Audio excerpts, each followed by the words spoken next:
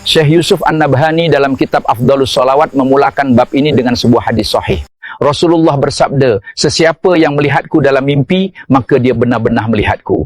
Ini adalah sebuah jaminan hakikat.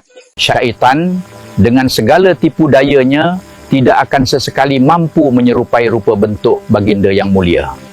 Dalam kitab ini, Syekh menghuraikan bahawa pertemuan ini boleh berlaku dalam dua keadaan.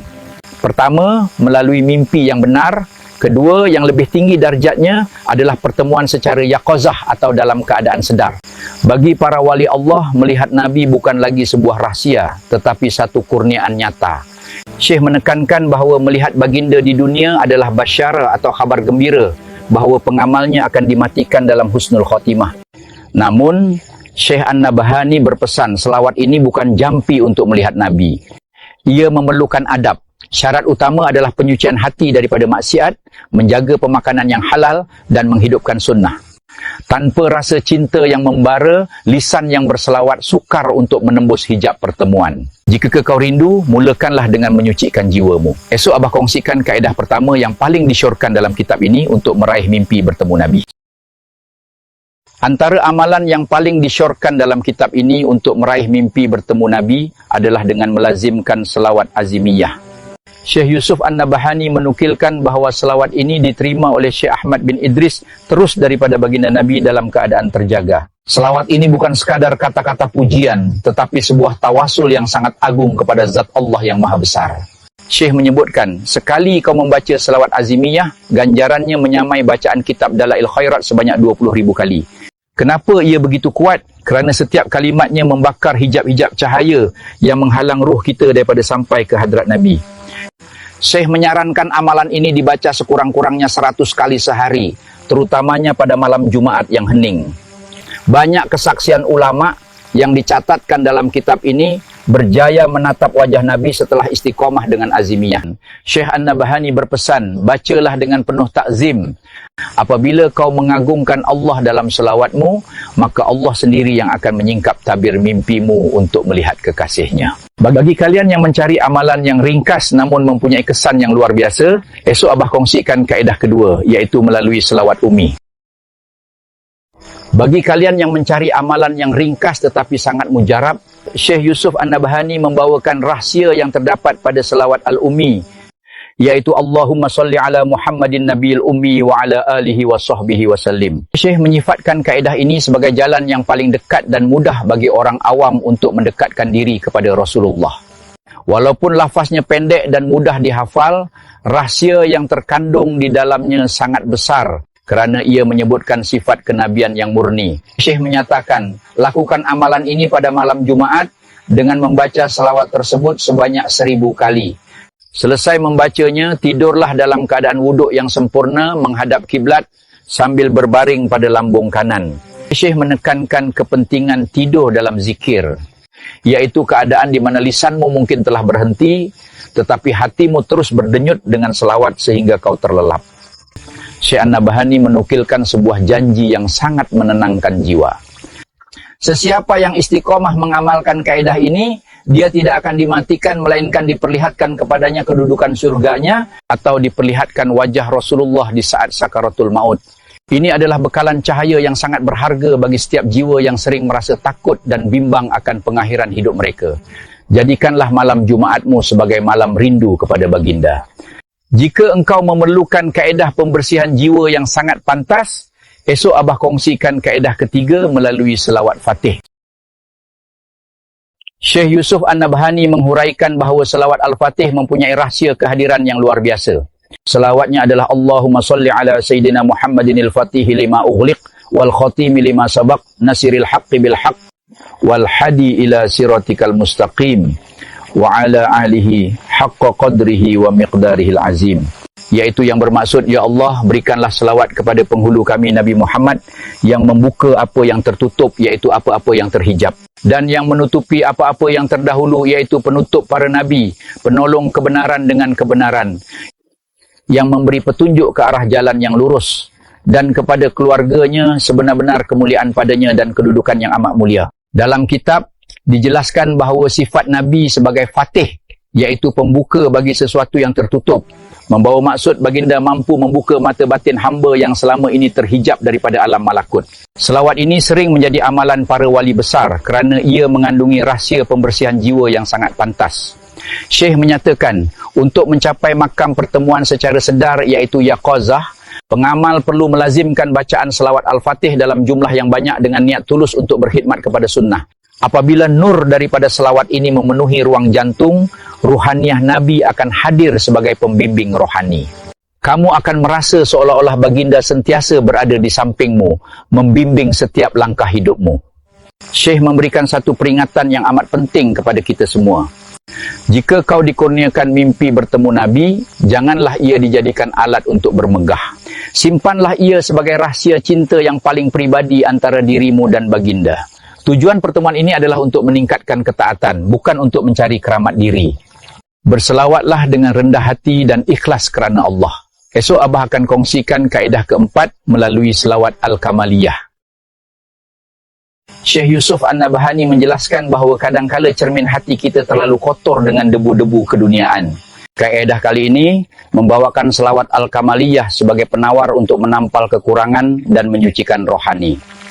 Lafaz selawatnya adalah Allahumma salli wa sallim wa barik ala Sayyidina Muhammadin wa ala alihi adada kama'alillahi wa kama yaliqu bi kama'alihi. Ya Allah, limpahkanlah rahmat, keselamatan dan keberkatan kepada junjungan kami Nabi Muhammad dan kepada keluarganya sebanyak bilangan kesempurnaan Allah dan selayak dengan kesempurnaannya. Kaedah dalam kitab menyatakan, bacalah selawat Al-Kamaliyah sebanyak 70 kali di antara waktu solat maghrib dan isyak atau sebelum tidur. Bilangan 70 ini mempunyai rahsia tersendiri dalam menyucikan ruh daripada sifat-sifat mazmumah. Ia bertindak sebagai proses pembersihan, iaitu tazkiyah yang pantas bagi menghakis dinding yang menghalang penglihatan gaib.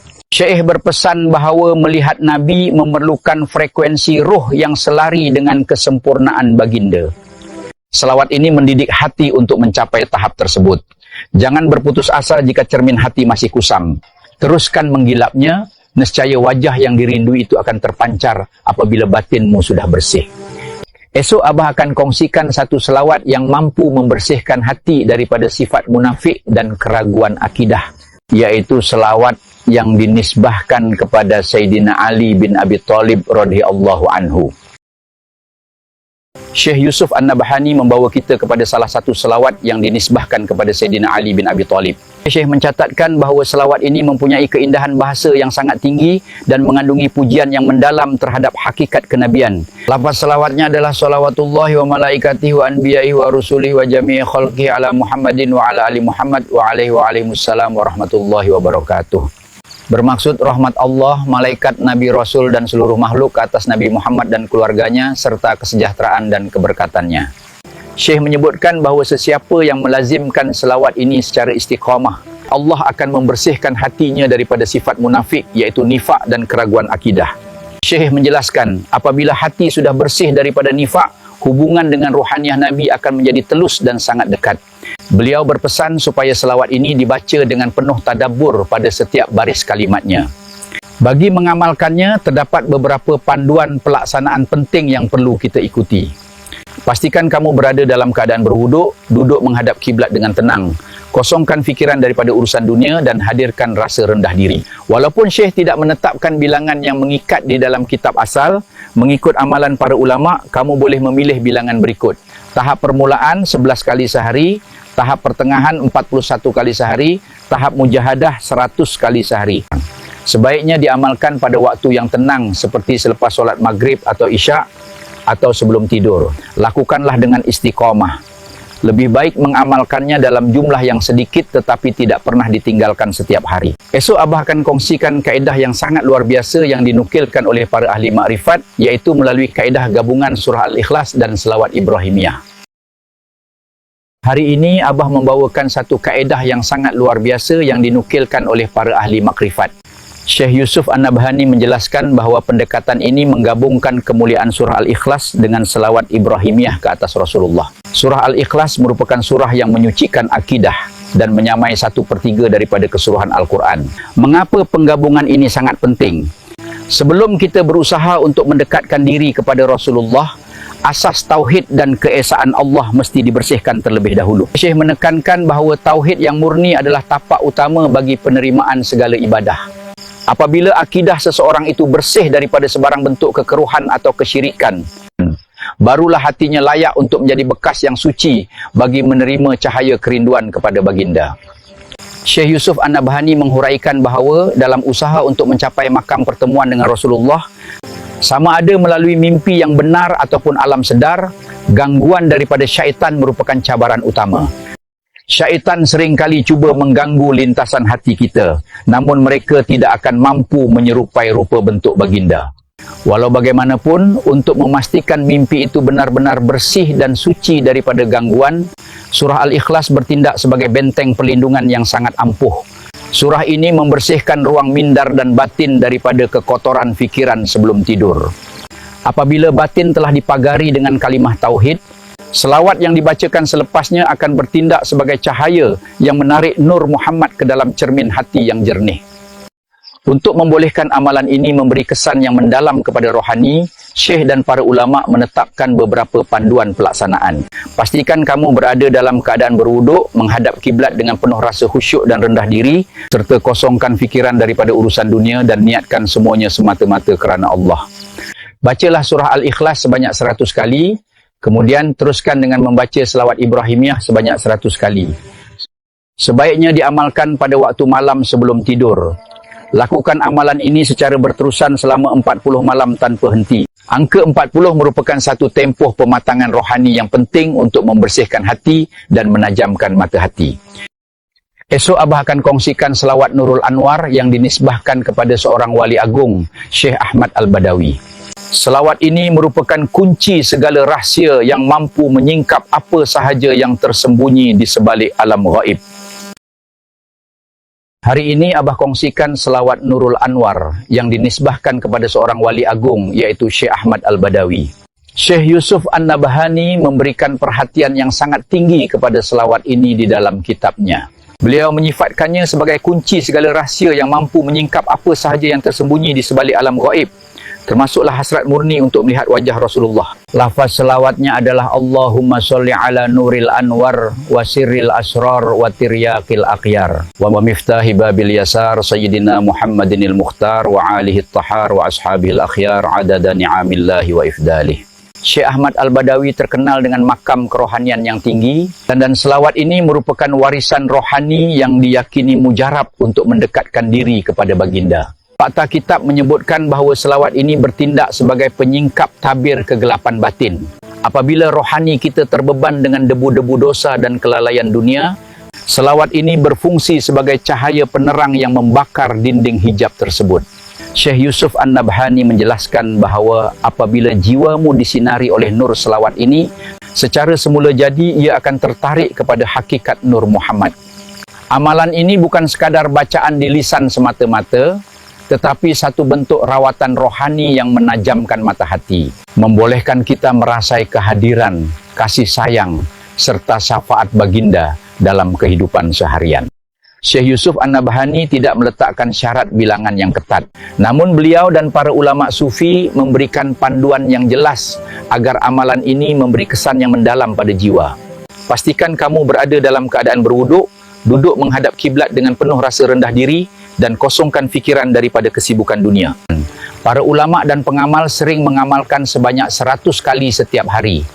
Namun, bagi peringkat permulaan, kamu boleh memulakannya dengan bilangan 11 kali atau 41 kali. Sebaiknya diamalkan pada waktu malam, terutamanya selepas solat Isyak atau sebelum tidur, kerana suasana yang tenang membantu proses penghayatan. Sebenarnya, terdapat pelbagai lagi kaedah dan amalan selawat yang diijazahkan oleh para ulama untuk meraih kemuliaan bermimpi bertemu dengan baginda. Perkongsian Abah ini hanyalah sebahagian kecil sebagai panduan asas dan pembuka jalan untuk kita bersama. Ingatlah, jika kamu belum direzekikan bertemu Nabi dalam mimpi, disitulah ujian membuktikan sejauh mana teguhnya cinta dan kesabaranmu merindui kekasihnya walaupun tanpa sebarang isyarat.